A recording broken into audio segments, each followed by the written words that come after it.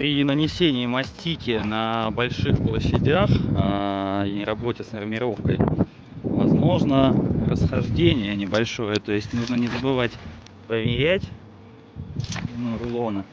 И заметив, допустим, что у вас рулон идет немножечко криво, чтобы в дальнейшем не было большого расхождения, его вовремя просто нужно отрезать, ну и соответственно выровнять.